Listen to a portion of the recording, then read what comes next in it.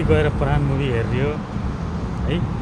यस्तो दामी बनेको छ त्यो मुभी, कसम म त आँखाबाट आँसु नै झरेको क्या। मैले मेरो बाउलाई यो परदेशमा छँदाखेरि घरमा भिडियो कलबाटै मैले फोन गर्दै मेरो बुवा बित्नु भएको। त्यही भएर त्यो फिल्मको अन्त्यमा जब छोराको फोनको इन्तजारमा बसेर चाहिँ त्यो निशाले चाहिँ एक्टिङ गर्छ नि त, यति मन छोयो नि कसम।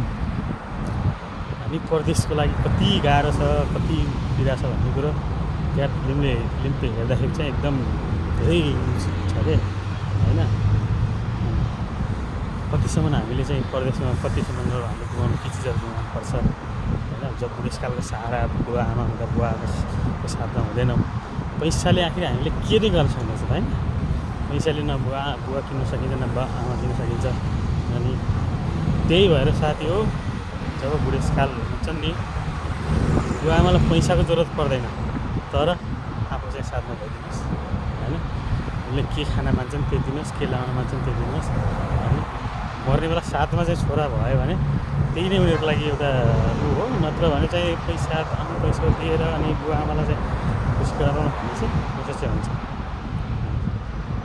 त्यही भएर जति पनि परदेशमा हुनुहुन्छ दाजुभाइ दिदीबहिनीहरूले बुवा आमा बुवालाई चाहिँ एक्लै चाहिँ नछोड्नुहोस्, किनकि उनले हामीलाई कति त्याग र बलिदान गरेर हामीलाई यो ठाउँमा पुर्याए हुन्छन् होइन। अनि आखिरमा हामीले त्यो पैसाको पछि दौडेर अनि उनलाई मर्ने बेला अन्तिम साससम्म पनि हामीले चाहिँ एउटा पानी दिन सक्दैनौँ, एउटा उयो गर्न सक्दैनौँ भने आखिर हामीलाई जन्माएर यस्तो हुर्काएको के साध्य गर्छ है।